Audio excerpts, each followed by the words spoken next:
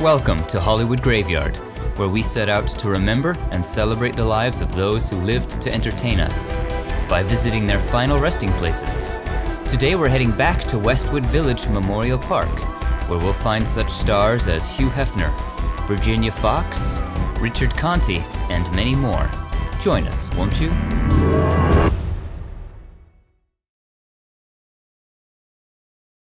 Last spring, we visited the smallest, yet no less star-studded cemetery in LA, Westwood Village Memorial Park, hidden here in the shadows of skyscrapers in Westwood, California. Today we head back there to visit some stars we missed the first time around, and to pay our respects to those who have passed since. If you haven't done so already, be sure to check out our original 3-part tour of Westwood. We'll begin just in from the entrance in the northwest corner of the main lawn. Just next to a bench, we find the small marker for Cornel Wilde. He was an actor who found his greatest successes in the 30s to the 60s. His best-known role was as Frédéric Chopin in the biopic A Song to Remember. The role earned him an Academy Award nomination. He also played Sir Lancelot in The Sword of Lancelot and a trapeze artist in Cecil B. DeMille's The Greatest Show on Earth. Later in his career, he also produced and directed a number of films. Straight east is the grave of silent film actress Virginia Fox, buried next to her husband, Darryl F. Zanuck. Virginia can be seen alongside Ford Sterling and Ben Turpin in a handful of Mack Sennett silent films of the teens, and in the 20s became the leading lady in several Buster Keaton films.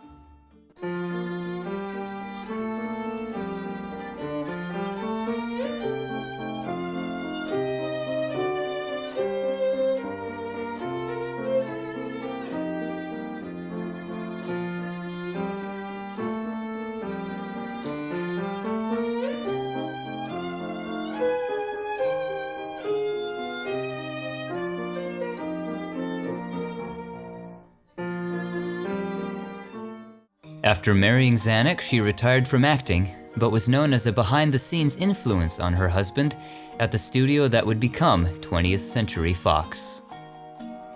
Continuing east, one row south, is the grave of actor Richard Conte. He played Don Barzini in The Godfather.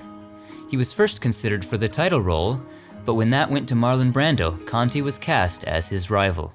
Times have changed. It's not like the old days, where we can do anything we want. A refusal is not the act of a friend. If Don Corleone had all the judges and the politicians in New York, then he must share them. All he does is use them. He must let us draw the water from the well. Certainly he can present a bill for such services. After all, we are not communists. He can also be seen in films like Ocean's 11. And if you look close, he has one of the most interesting markers here. Look at the dates. 1910 to 1975 to... What does that mean? Is he coming back? Let's head now to the Corridor of Memories to find one of Westwood's newest occupants, Hugh Hefner, who now rests next to Marilyn Monroe. In the early 50s, Hefner was determined to start his own publication. He managed to raise $8,000 from a number of investors to launch Playboy magazine in 1953, which featured several nude photos of Marilyn Monroe that he had purchased, photos from a 1949 calendar Marilyn had done before she was famous. The first issue sold 50,000 copies, and Playboy became a hit. The men's entertainment magazine, notable for nude and semi-nude models, centerfolds, and playmates, was seen as the answer to the sexual repression of the era, and helped usher in the sexual revolution of the 60s. Hefner and the Playboy brand became symbols of sexual liberation, freedom of expression, and the fight against censorship. In addition to his role as editor-in-chief of the magazine, Hefner was active in political, social, and philanthropic causes. In the late 70s, when the Hollywood sign was crumbling and deteriorating, he spearheaded an effort to save and restore the sign. Hefner put up the money to sponsor the Y. And without the Y, Hollywood Graveyard would just be, well. So, thank you, Mr. Hefner. He never actually met Marilyn, but purchased this crypt in 1992 for $75,000 so he could be laid to rest next to her. Above and to the right is the crypt of Gitta Alpar. She was a Hungarian opera singer, one of the leading sopranos in Europe in the 20s. She fled Europe in the 30s at the rise of the Nazi Party, eventually arriving in the US. She appeared in a number of films in her career, including The Loves of Madame du Barry in 1935. On her marker are two of the roles she played, Madame du Barry and La Traviata. In the corner to the right is the Room of Prayer. Herein we find the niche of author Robert Bloch. He was a writer of crime, horror, and fantasy. He's best known as the writer of the 1959 novel Psycho, which was partially inspired by real-life serial killer Ed Gein. Alfred Hitchcock would later adapt his book into a movie of the same name. Let's pay a quick revisit to Robert Stack, who is also in this room, to get a closer look at his niche. You'll remember Stack for his roles in TV shows like The Untouchables and Unsolved Mysteries, and movies like Airplane and Written on the Wind, which earned him an Oscar nomination. Following the road south, on the left, is the crypt of Wayne Rogers. He played Captain Trapper John McIntyre on the 70s TV series MASH, and Dr. Charlie Michaels on House Calls, which earned him a Golden Globe nomination. Mount Sinai isn't the only cemetery with an elevator. I've always wondered about this random elevator that doesn't appear to lead anywhere. Does it go to some secret underground cemetery? Well, yes, actually, it does. This elevator is the access to Westwood's private mausoleum. Songwriter Jay Livingston, who was originally entombed by Marilyn, was recently moved to this private section. Livingston was half of the songwriting team of Livingston and Evans, who wrote songs for film and television. Jay was the composer, Ray the lyricist. Their TV themes include Bonanza and Mr. Ed. Their film songs won them 3 Oscars, for Que Sera Sera, Buttons and Bows, and Mona Lisa. They also wrote the popular Christmas tune Silver Bells, written for the 1951 film The Lemon Drop Kid. Silver bells, silver bells, it's Christmas time in the city. Ring-a-ling, hear them ring, soon it will be Christmas Day. Back to the main lawn in the southeast, just next to Carl Wilson, we find actor Paul Gleason. He is perhaps best remembered for his role as the principal in The Breakfast Club. He can also be seen on All My Children, and in the movie Die Hard, playing the deputy police chief. Straight north, next to the big tree, are Will and Ariel Durant. They were husband and wife researchers and writers who won the Pulitzer Prize for The Story of Civilization, an 11-volume set of books covering Western history. Just west, next to Eve Arden, is Eve's husband, Brooks West. His best-known role as an actor was as the district attorney in Otto Preminger's Anatomy of a Murder, which also starred his wife, Eve. He also served as associate producer for his wife on her show, The Eve Arden Show. Further west, next to Betty Page, we find actor Allan Melvin. He was a character actor and voice actor, appearing in a number of films and TV shows, including The Phil Silvers Show and All in the Family. He also played Sam the Butcher on The Brady Bunch. Just past Betty to the left is Iranian pop singer Hayedeh. As it says on her marker, she was Iran's foremost singer in the 60s and 70s, specializing in traditional and pop Persian music.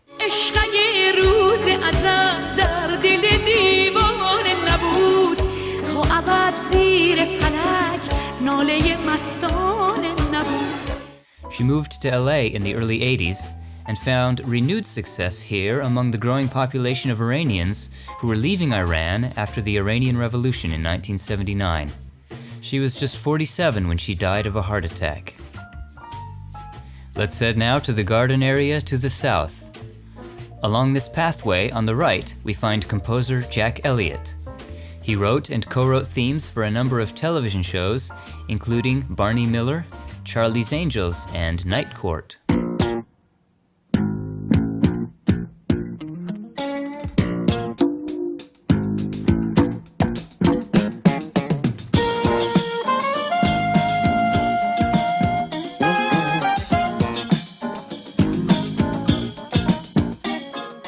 His film scores include The Jerk and Oh God. He also served as music director of the Grammy Awards for 30 years. Around the corner to the left is the niche of Danny Dark. No relation. He was a voiceover artist known as the Voiceover King. He voiced a number of award-winning commercials for Budweiser, Raid, Keebler, and Starkist Tuna, for networks including CBS and NBC. He was also the voice of Superman Clark Kent for 12 years in the 70s and 80s in the Hanna-Barbera Super Friends animated series. High on the wall behind us to the east is the other half of the Livingston-Evans songwriting duo, Ray Evans. His marker features the song Que Sera Sera, which he wrote the lyrics for.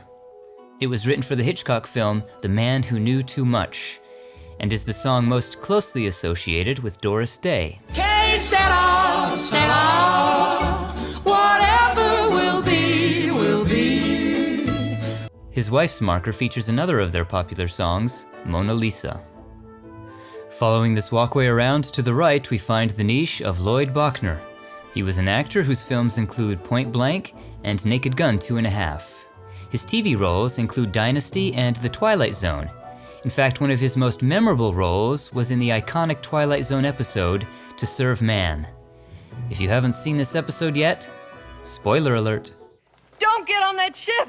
The rest of the book, To Serve Man, it's a cookbook!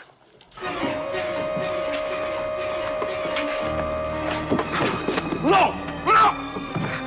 No! No! No! Ah! No! No!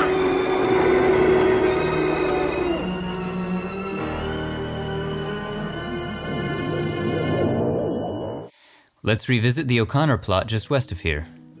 In our original tour, we visited legendary actor and comedian Carroll O'Connor. There is a cenotaph here to his son, Hugh, who was also an actor.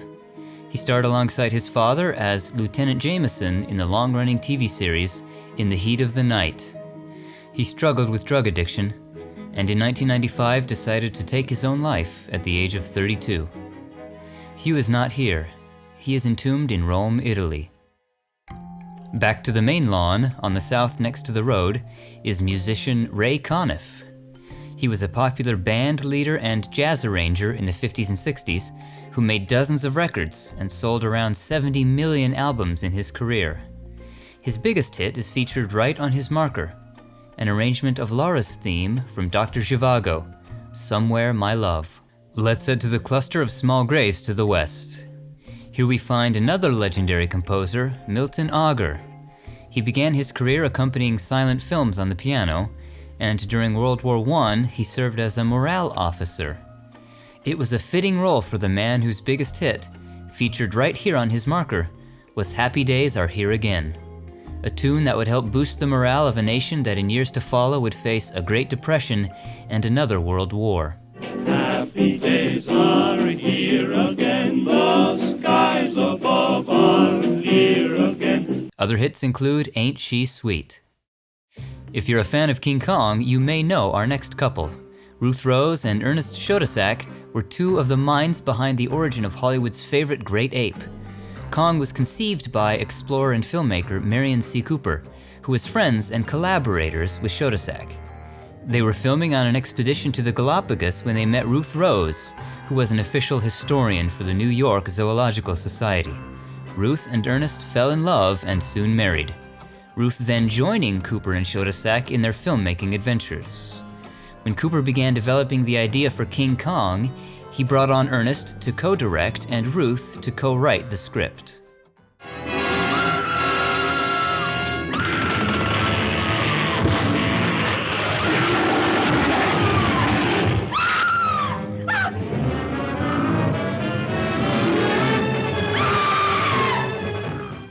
Ruth and Ernest wrote and directed other films about great apes, including Son of Kong and Mighty Joe Young.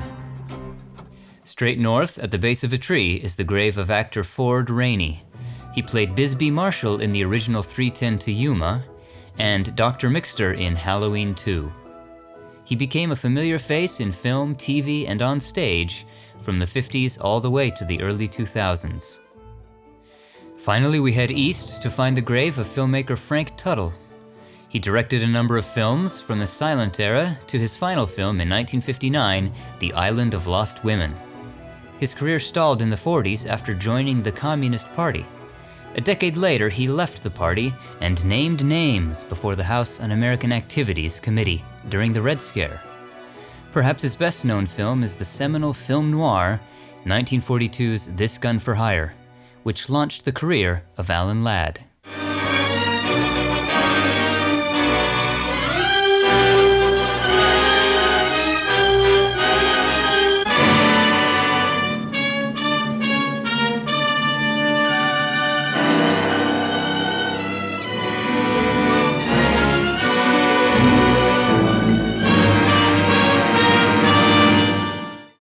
And that concludes our tour.